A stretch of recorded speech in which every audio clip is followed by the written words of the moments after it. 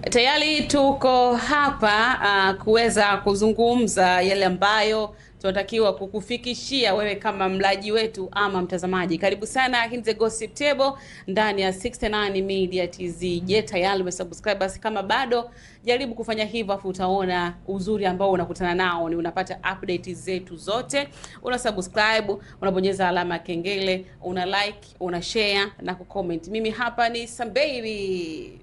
Mimi naitwa Ching, the baddest, ndimo mtumbadi babalao. Mtandaoni kumechafuka sana, vitu ni vingi lakini muda mchache. Moja ya mambo ambayo yanaendelea kutrend sasa hivi na kwa ambaye ufahamu ni kuhusiana na issue ya Dudubaya na Wastara. Hii issue ilitrend sana kuhusiana na mahusiano yao yalivyoanza, yale mahaba mpaka kupelekeana zawadi Valentine Day. Baadaye tukaona Dudubaya anasafiri kwenda India kwa ajili ya matibabu na Wastara akamsindikiza na akaongea vitu vingi. Akajimaliza Dudubaya ni mwanaume sahihi na mambo mengine kama hizo. Baadaye ikaja story kwamba wawili hawa wameachana. Kuachana kwao, Dudubaya alizungumza kwamba Wastara ni omba. Watu wakasubiri Dudubaya atoke, sababu pindi anazungumza alikuwa bado yuko India. Hilo cheko, yani ile cheko la mwanaukome, yani wewe nawe tulikwambia. Afu kuna hili langu cheko la dharau. Hili nalo. Sasa watu wakasubiri sana Dudubaya arudi kutoka India azungumze, afunguke. Kwa hiyo Dudubaya akarudi kutoka India, katibiwa vizuri, safi kabisa, mashallah, akapona. Akaja akazungumza sasa. Na namjua Dudu Mamba 24 akiamua kuzungumza anazungumza kweli.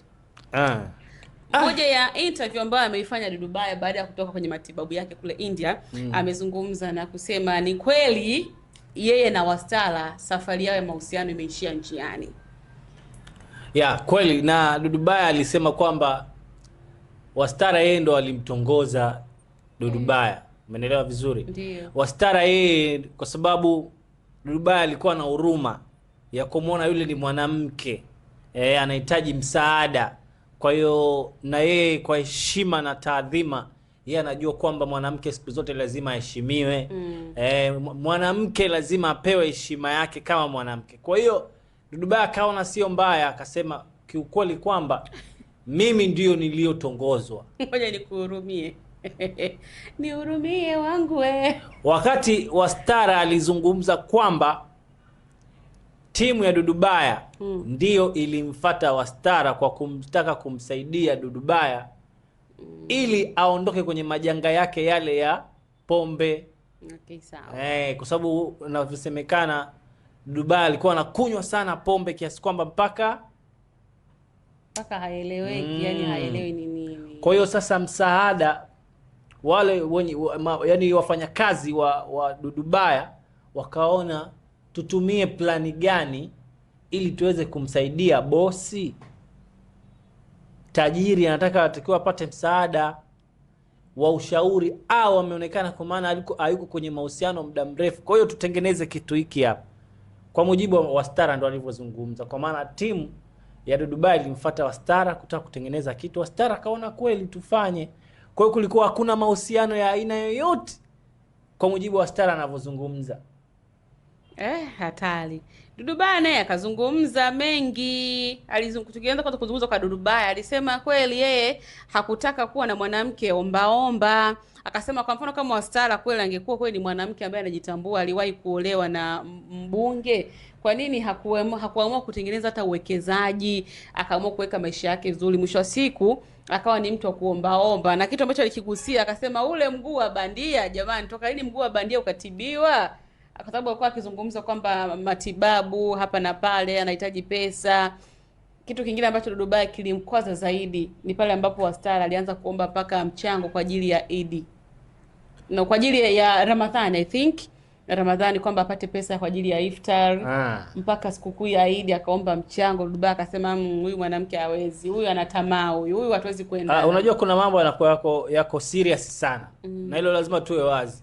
Kwenye userious lazima uweke userious. Ukisema kwamba Wastara na mguu wake wa bandia alikuwa yani anahitaji msaada wa aina gani, si ndio? Ule ni mguu ushasema bandia. Kwa maana kama ingekuwa mguu mzima angekuwa tena asingetaka msaada. Isiwaga kuna kwenda kusafishwa sijui kufanya nini kuangaliwa. Kwa sababu ule ni bandia. Maana kile kitu sio necho, sio chako.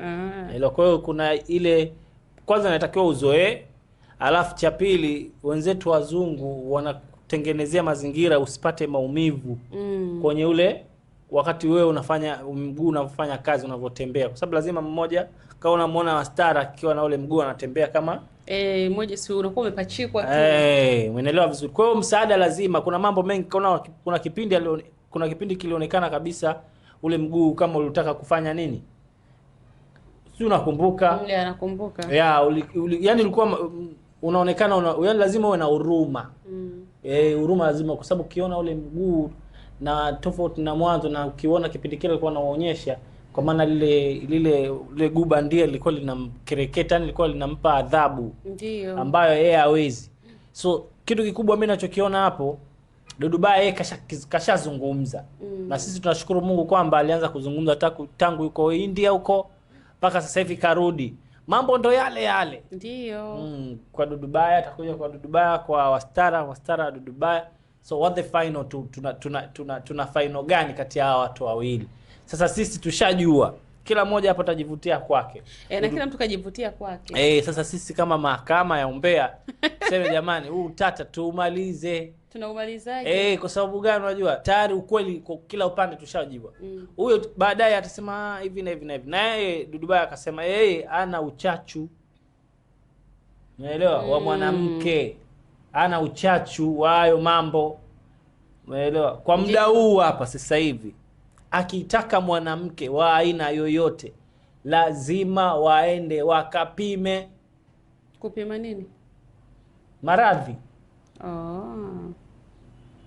Kwa sababu anasema yeye alikuwa hana shida na mwanamke wa aina yoyote. Kama anahitaji mwanamke, wanawake wamejaa mabarabarani wengi. Kwa maana yeye mwenyewe kama anataka mwanamke, kwa hiyo mean that kwamba kuongea hivyo Wastara, yaani Dudubaya anaongea hivyo kwa sababu Wastara alimtongoza nani? Dudubaya. Umeelewa? Na ndio maana nakwambia mimi ingekuwa nahitaji mwanamke, ingekuwa nahitaji sijui hivi, ningetafuta wanawake kibao. Kwa hiyo Dudubaya akihitaji mwanamke wote anampata. Kwa sababu sio anakwambia yeye ana shida, ana uchu. Unajua mtu akikwambia uchu kwamba ni mwanamke kwake ni kitu cha ziada. Yaani sio kwamba lazima, sio limbukeni wa hayo mambo. Unaelewa? Yaani kwamba yeye akihitaji, kama atakuwa na uhitaji, basi anaweza akafanya kitu hiko na akatafuta mwanamke, wakaenda wakapima, unaelewa, wakajulikana kwamba bwana wako self, wako vizuri. Wanapima VVU, nikajua wanapima group la damu. Kwa nini? Lakini ukitaka hata hivyo ni vizuri. Watu pia wanafanyaga hivyo, wanapima mtu ili ajue kama ili group tutapata mtoto. Unajua kuna magroup mengine yakikutana mtoto ni ngumu kupata. Kwa hiyo amezungumza hivyo Dudubaya, akasema kwamba hiyo pia inachangia, anapima ukimwi, VVU pamoja na mimba. Asisahau na UTI. Na kitendo ugonjwa hatari sasa hivi. Hapa anakuambia yeye katika maradhi ya zinaa. Kaswende, gono hizo UTI. Hivyo vitu, yani hivyo vitu kwake yeye sijui nisemkao, yani hatakiwi, yani havipendi. Kama hili sijui gono ndo kalizungumzia sana. Tili gono hili. Mimi sije experience. Hiyo haijakupata. Waulize waliokutana naye. Kwa hiyo Dudubaya anaipenda afya yake. Anaipenda. Mimi mwenyewe naipenda afya. Ukija kwenye afya hapo Sam, mimi naambieni ukweli jamani.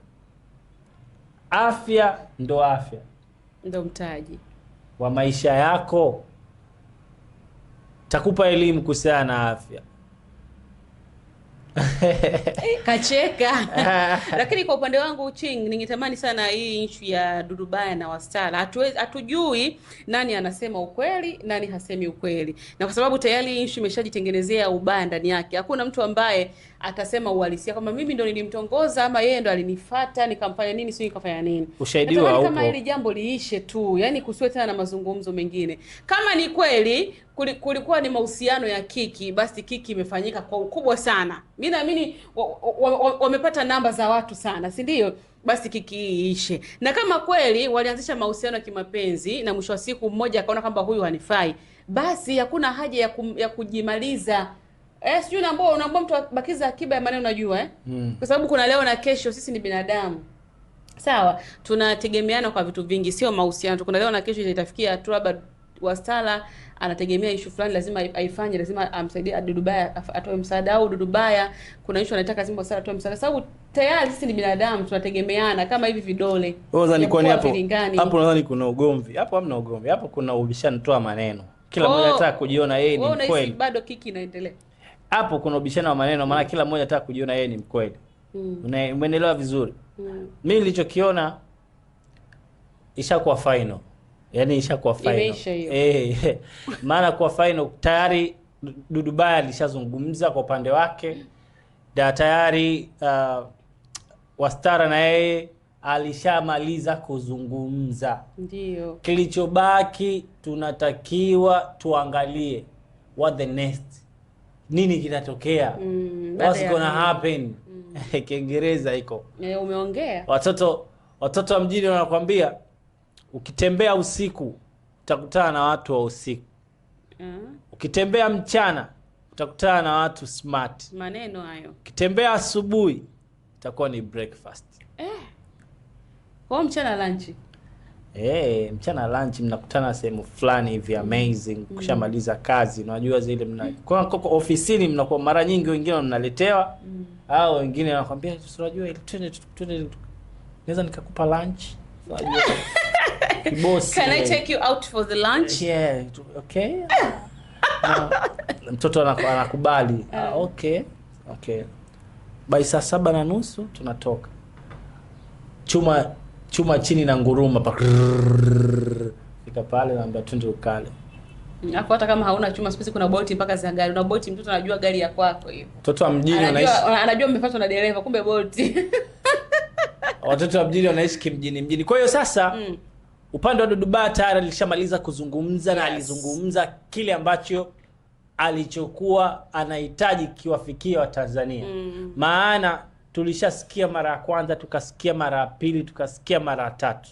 Na pia tukawazungumzia kwenye pande hizo tatu. Tuliwazungumzia kwenye pande ya huruma, tuliwazungumzia kwenye pande ya ukweli, na tukazungumzia kwenye pande ya umbea, yani nini ambacho kinaendelea yani katikati hapo. Tumepata kujua ukweli kwenye pande zote mbili. Yeah, tumeujua. Kwa maana Wastara yeye ndo mtu wa mwisho kuzungumza.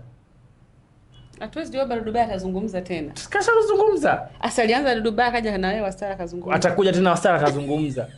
Kwa hiyo itakuwa ndo hizo mambo atakuwa ni hayo. Tunatamani ya mambo yaishe. Sasa sisi tunachotaka hapo tuwapelekee tu maua yao kwamba asanteni kwa content nzuri. Mmetupeleka mjini. Maana nyote mnatupeleka tutujui ukweli utokea hapo. Yes, hiyo ndio shida sasa. Naelewa. Kwa hiyo kama ukweli sisi tulitarajia kwamba nyinyi wawili Dudubaya akirudi mapenzi atakuwa shamsham. Shamra. Upepo unafuata bendera.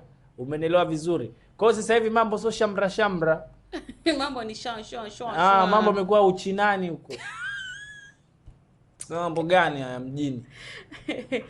Sawa, sisi tumeizungumza hivyo kuhusiana na issue nzima ya Dudubaya na Wastara. Kila mtu anavutia upande wake. Dudubaya kazungumza mengi na kusema kwamba Wastara ni mwanamke ambaye ana tamaa, kwa hiyo hafai kuwa naye. Labda pia hatuwezi jua mbona huenda hizo ndoa ile kunini ile. Labda mheshimiwa mbunge pia aliona kitu ile ndoa kuvunjika. Mheshimiwa mbunge aliona nini? Hatuwezi jua, sasa Dudubaya ndo anajua. Kwa mujibu wa Dudubaya mwenyewe. Sasa mzungumza mheshimiwa mbunge gani? Kuna mbunge mmoja alimuoa, Wastara aliolewa ndoa kabisa. Pindi iko. Baada ya msiba wa Sajuki, baada ya hapo akaingia kwenye mahusiano. Sasa si miaka mingi. Kwenye mahusiano. Hata kama utakuwa una hela tuliloliona tena miaka hiyo mpaka leo. Dudubaya tuache bana. Tukutane hapa. Dudubaya tu pia kama utahitaji kuja pia hapa sisi tunakukaribisha. Tuje tuzungumze na wewe. Maana sasa hivi tutakuwa tuzungumze kuhusiana tutakuuliza kuhusiana na kuhusiana na Wastara, lakini tunahitaji sasa project zako nyingine. Kweli kabisa. Project mpya, tunataka tuone project gani umekuja, maana kuna ngoma moja hivi toka kali sana, fanya vizuri kwa kweli. Kwa hiyo video yake kavaa nini magogo meupe nini, ngoma safi sana. Kwa hiyo sasa hivi una cha kukimbilia. Sasa hivi tunataka tuone kazi, umbea huu. Hiyo ngoma nimeondoka, si ndio? Rais kama ndo huo. Hizo kama amekufa fulani hivi. Mwanangu ile, sio nini. Hamna, kuna ngoma hivi. Au kuna ngoma nyingine kaitoa hivi karibuni. Kuna ngoma. Mimi nikajua ile ya zamani ile enzi hizo miaka 2000 ndo alitoa ngoma hiyo Kavango naondoka. Yaani kama anasikitika fulani hivi jinsi amekufa. So jua ile mtu ukifa roho inakuwa inanungunika, inaona watu wanavyohangaika, ndugu jamaa na marafiki wapendwa wote. Ndugu jamaa marafiki wapendwa wote. Hivi maneno yako unazungumza unakuwa unapangilia ama yanatoka si ndugu, kuna ndugu, unajua ndugu ndo kama yule ndugu wa damu. Ndio jamaa wewe. Jamaa wewe unaweza kawa ni jamaa yangu tu, yani jamaa sijui nzuri. Yani umetoka kwenye urafiki umeingia kwenye ujamaa. Kwamba hata familia yangu unaweza kuwa unajua. Rafiki ni yule rafiki tu ambaye muda wote anaweza kubadilika akawa mkia wa fisi. Ndio. Alafu mpendwa kuna wale ambao wapendwa wako wale ni kindaki. Nimepangilia vizuri kabisa. Ndugu jamaa marafiki na wapendwa wote. Ndio natafuta wimbo. Kuna wimbo moja hivi. Wa Dudu Baya. Afu wimbo Chele kusema nakupenda mpenzi siyependa chapa. Sasa si unaona Dudu Baya kawaida yake kumbe anapenda wanawake ambao hawapendi hera. Saliimba pia. Unakumbuka wimbo wake huo? Nakupenda mpenzi usiyependa chapa, nakupenda mpenzi usiyependa chapa. Tikisa. Sasa yeye akikutana na mwanamke ambaye anapenda hela ndio inakuwa ugomvi. Ndivyo ilivyokuwa kwa Wastara. Na sasa kama anapenda hela no. Kumbukeni Wastara bado ana bili ambazo anazilipia, bado anatumia dawa. Mimi niliwahi kufanya naye interview sana, unajua. Nikaona madawa anayotumia, ana madawa pia. Yaani mbali na mguu ule kuumia, alipata tatizo jingine pia ambalo alikuwa anahitaji kuwa anafanyiwa matibabu, check up za hapa na pale. Ana familia ambayo inamtazama, yeye ndio baba, yeye ndio mama. Sijui nalo vizuri, anasomesha wenda. Kwa hivyo ni mtu ambaye kweli lazima kuna wakati aombe misaada, ama kuna wakati pia akutegemea wewe kama mpenzi wake ama mwanaume wake. Kwa hivyo sasa tusihukumu saa zingine bila kujua chingi, unaelewa Sasa kuna ngoma Dudu Baya ameachia kupitia Mamba. Dudu Baya yuko na Damian Soul. Hii ngoma inaitwa Mbungi.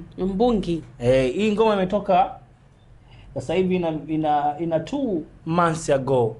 Miezi miwili tu kumbe. Manake so muda mrefu. Hiyo. La chini.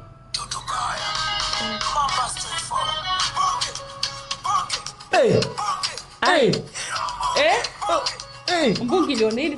Mbungi. Sio tunashabikia namba tulielewi. Mbungi. Jina la Mbungi. Maana yake nini? Ngoja discuss. Tunamaliza vizuri leo. Sasa hii Mbungi. Sasa hii Mbungi yuko na Damian Soul. Damian Soul ni bonge moja la artist kabisa. Kwa hiyo nadhani sasa hivi umeelewa maana yetu ni nini. Maana gani? Turudi kwenye muziki. Sijao kuona yani anatakiwa afanye promotion ya ngoma na nini. Mambo mengine yanatakiwa yaendelee. Ndio hizo kiki. Kiki shaisha na wakati. Basi kiki na mtu mwingine, Wastara amwache. Basi sawa. Dudu Baya tuachie Wastara tuachie Dudu Baya. Kila mtu afanye maisha yake. Imeisha hiyo. Mimi nimemaliza. Imeisha hiyo. Instagram tunapatikana kwa jina la 69 Media TZ. Facebook 69 Media TZ. YouTube tunapatikana pia official 69 Media TZ. Umepigaje hapo? 99. Haki ya Mungu walai mimi nakuzimia. Sawa. Si tunagana na wewe hivyo, lakini kubwa zaidi dondosha comment yako hapo, like, share, unakometisha vibaya mno. It's a girl some baby live here. Minute Ching the baddest. Mtu mbadi. Baba lao. Awowo. Awewe. Awote.